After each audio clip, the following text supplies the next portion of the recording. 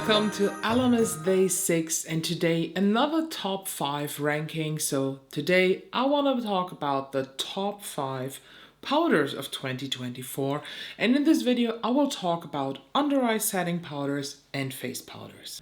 And we're starting right away with the under eye setting powder, and I absolutely, there is just something in me that just refuses to say this, but on the other hand, I'm somebody who likes just to separate art from the artist. So I do want to say respectfully, I hate the brand at this point, but this product, the Glam Light setting powder, they're called, what were they called?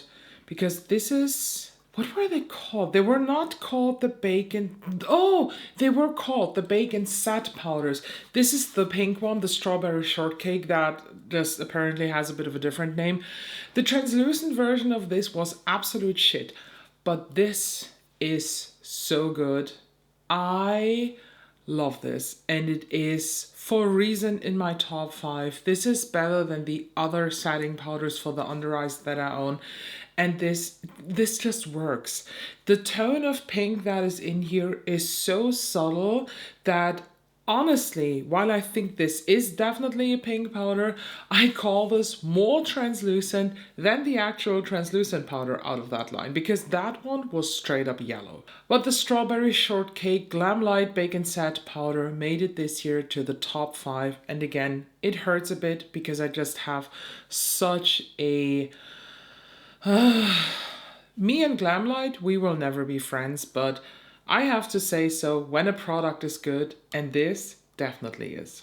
At number 4, and that means it kind of fell down 3 places from last year to this year, the DIOR Forever Cushion Powder. This in 2023 was my favorite under eye setting powder. In 2024, kind of my taste has changed, and the number 1 and 2 I actually introduced new this year and back again this year, so it will make sense in a second. But this is still a beautiful powder, and I do like it more, of course, than the Glam Light one, but this is a lavender powder. I don't know how much you can tell this, but this is basically purple, and it is very, very fine. It sets your under eye beautiful. I absolutely love it. What I do not like is this net on top, and I don't understand the name cushion powder. I assume cushion is because of the packaging, because here the top is a tiny bit squishy, but I think it can cause some misunderstanding because this is basically just a loose powder with a net on top. But it's a beautiful powder, and I'm not 100% sure because when I check on the DIOR website itself, the lavender shade is in stock sometimes not. From what I understood, this specific packaging, that was limited edition last year because it is this flowery, I think it was a winter edition or so, but the shade itself, at least on the German DIOR website, is in stock whenever I check. At number 3, and it lost 1 place actually, the Huda Beauty Easy Bake Powders. Although, does it really? Because last year I ranked them also shade-wise, and I ranked the Cherry Blossom Cake higher than Sugar Cookie. This year I kind of just summarized them, and they both made it to top 3. These are just, they're just good. Honestly, they are just special, and there is a reason why the Huda Easy Bake line has been around for so long, why so many people swear by it, and I just cannot stress it out enough how good these powders are. But the other two, they're just a tad bit better. Because this is so fine that with this net on top where you have to press it down, it can be a bit messy.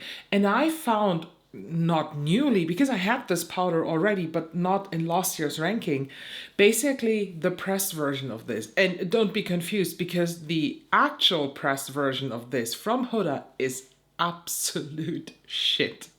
I am talking about my second favorite under eye setting powder, the MCGRATH Sublime, no, Skin Fetish Sublime Perfection Blurring Under Eye Powder.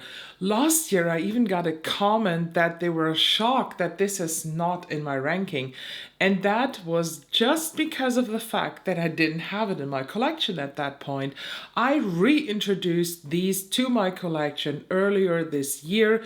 I of course have the shade Translucent. That is the one that I panned last year, and I do have a nice side dip going on. But Pat McGrath came out with a new shade, and that is a pink version of this. And honestly, it is a very, very light pink under eye setting powder. If you compare it shade-wise with the Huda Beauty Cherry Blossom Cake is like bright pink, and this is soft K-Beauty pink. Like, it is barely there. And both do look kind of the same on the under eyes, but also they don't. The baby pink one is a tad bit more brightening for my skin tone. I do understand that for some it all look the same. Again, don't forget, it always depends on your personal undertones. But I like them both, and I love that we now have a pressed pink powder from Pat McGrath from this line, and that is what I meant.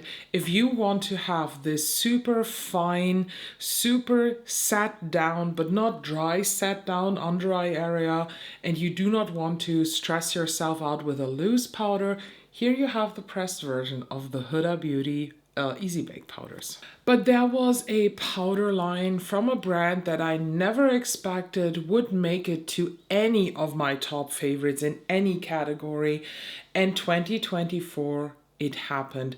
I raved about these under eye powders so many times, and I'm pretty sure that maybe half a year ago I even said it already, that these are competing to be the best of 2024, and it happened. There is no under eye setting powder that just amazed me more than actually the Tarte Creaseless setting powders. Oh my fucking goodness. My biggest critique is, if you want to have the pink powder of these and you are pale like me, talking a MAC NC10 in shade, you will not like that. The pink powder is a tiny bit too dark. It looks literally off on the skin.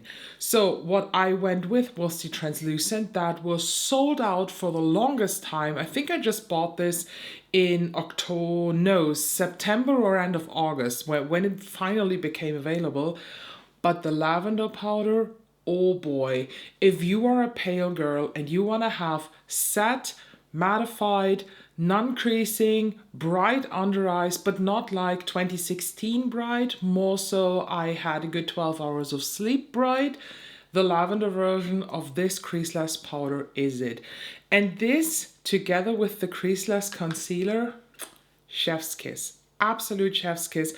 I cannot believe that a Tarte product made it to the top one, and honestly, 2025 powder-wise will have a hard time competing with these, because they are better than Huda Beauty, they're better than Pat McGrath, they're better than every single under eye setting powder that I tried in my life.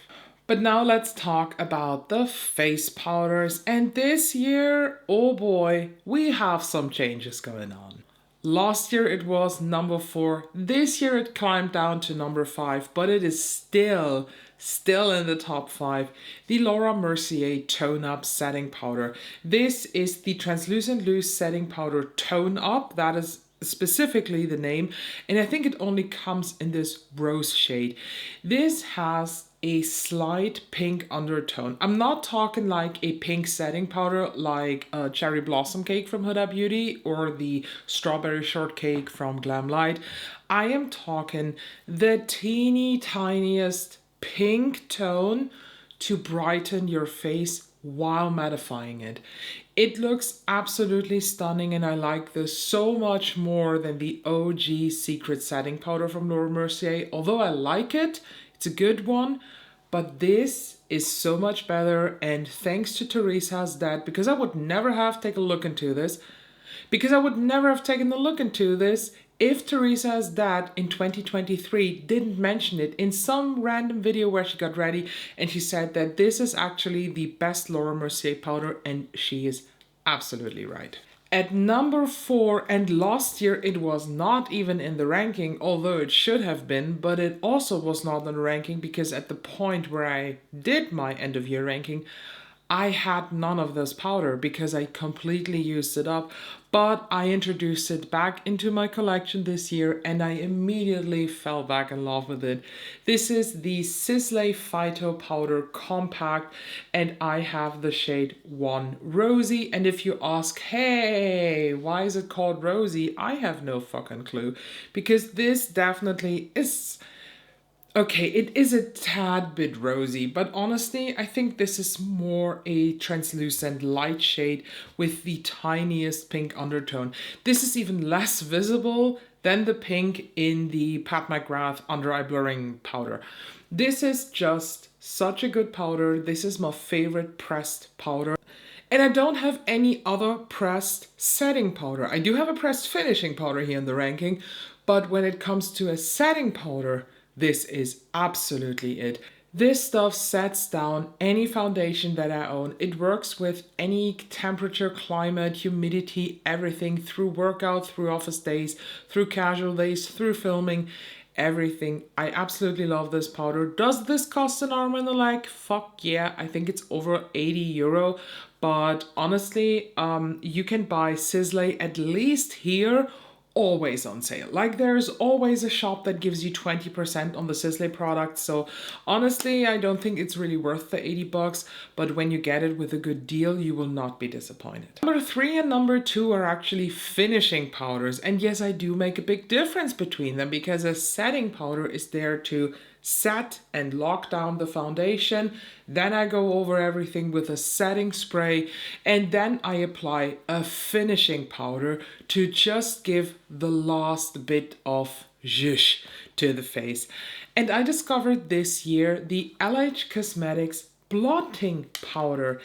This is such an interesting powder because the suggested way of how you use it is with the puff that it comes with here in the bottom thing. I threw the puff away. It was not good. But what you can basically do is you take any puff that you want, rub it on top of the powder, and then you either do this throughout the day, or when you just, after you finish your makeup with setting spray, want to take down some of the shine that you maybe have gotten, you just press it on. This powder is meant to be used all day long to just blot away the shine. And the cool thing is, I did this. I tested it in summer. This will not add to any cakiness, because my problem with a lot of those blotting powders that you are supposed to apply throughout the day, they pile up and then you look crackly in some areas, especially here where you have a lot of movement between the brows.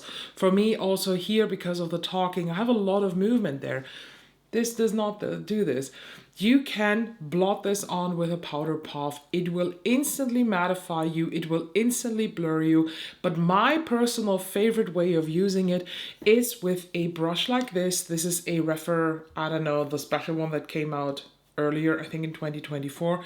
And what I basically do is I just tap off a bit of the powder and then I finish my face with the powder and just mattify the areas where I feel like I have gotten too much shine.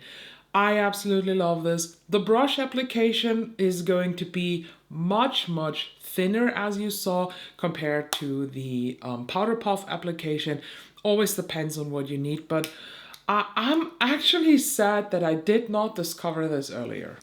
And if you remember earlier this year, I for the very first time tried the GUERLAIN Meteorites. I never had them, I was very confused by them, and the first video with them, I think it was a short or a reel, something like that, and I said something like, I don't know what exactly this is supposed to do, and then I understood. This is my second favorite powder of 2024, and this is also a finishing powder for me. So I use this after everything to add a glow. And I'm not talking about a highlighty glow. I'm not talking about a glow that you get from a foundation or from a primer. I am talking about a glow that is just making your skin look like you freshly applied skincare. I have two shades of these. I have the shade 01 Pearly White. This is definitely more intense because Pearly White has actually shimmery, metallic-y particles. And I also have the shade 02 Cool Rose. This is also very brightening, but with less shimmer. So this is more so a color brightening. This is a light reflecting brightening. I adore these. My biggest critique with these is the scent. I hate that. I absolutely hate the Guerlain scent in these. From my research and from what you told me, this is a different scent to the OG one because they, with this fish scaly packaging, I think it was a summer limited edition or so this year, they introduced a new scent to these powder pearls. So I hope that I will maybe at some point discover that OG scent. And if you've never seen these, when you remove the top, you have a puff. I don't use the puff. I just use it to just keep the pearls in place. And then you have the powder pearls in here. And what I do is I take a super duper fluffy brush, like let me grab one. For example, this one, this was a gift with purchase from Dolce & Gabbana. This is a good one. Then this here, also very fluffy. This is a Spectrum Cosmetics Sculpt brush, the number 01. These are very, very fluffy, but kind of flat and tapered. And then I just basically swirl around the brush and then I tap it on T-zone underneath the contour. Everything where I want to have this enlightened ethereal glow. Last year, my favorite powder was the Givenchy Prism Libre, and I still love this, but it didn't make it to the top 5. Neither the old version nor the new version, although I wear the new version today as setting powder. There is a new guy in town. There is this new girl in town. The one that when you see her, you'd be like, I think she's a bit like arrogant. I don't think that she's going to be a nice girl. But then you talk to her and all of a sudden you realize, oh my God, that girl is fantastic. She's super nice. She's so down to earth. And she's giving you what you're looking for in Givenchy Prism Libre. Remember, we had the reformulation this year and it pissed off so many people. My personal opinion on that, I do like the new version as much as I like the old version, but to me, these are two different powders because one is matte, the old version, and one is giving you a finish that looks just like skin. Like, it is shiny in a way of that you could think that I do not wear a foundation, I wear a good moisturizer that has been sunken into the skin for the past half an hour.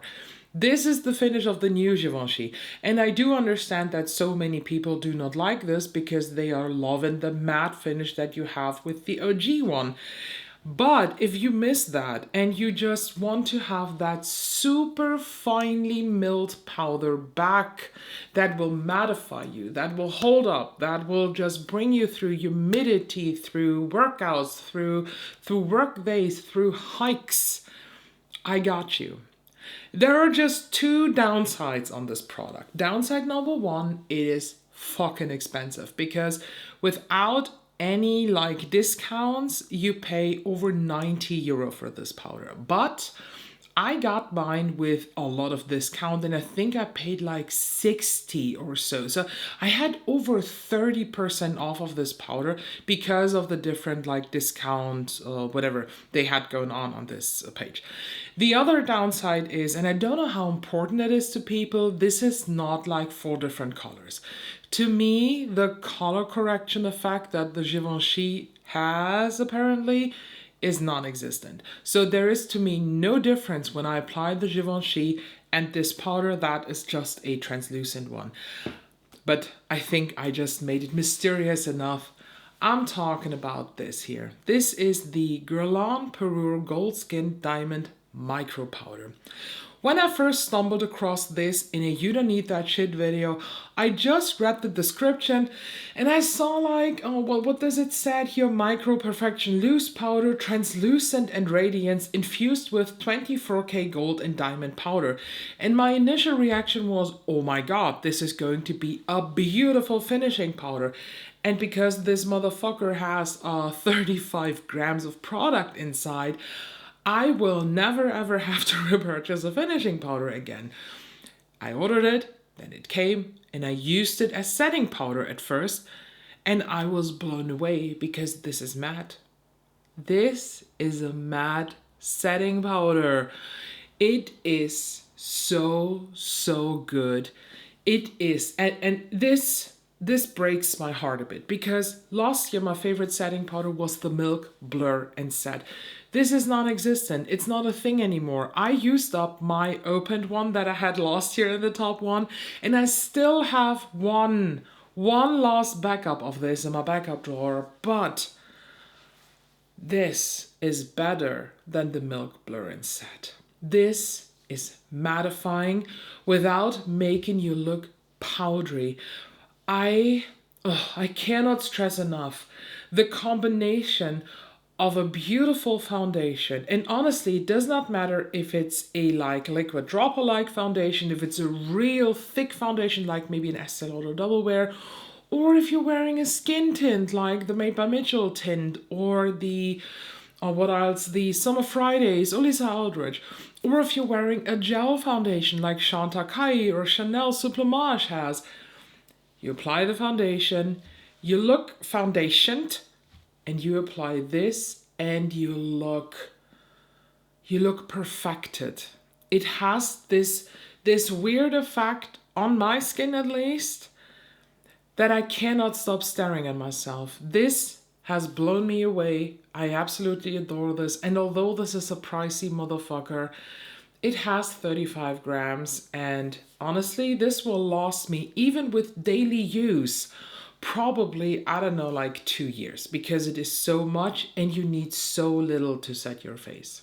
And these were my top 5 favorite under eye setting powder and face powders of 2024. Now, of course, I'm curious, what is your top, best, the one, that girl, under eye setting powder and face powder of 2024?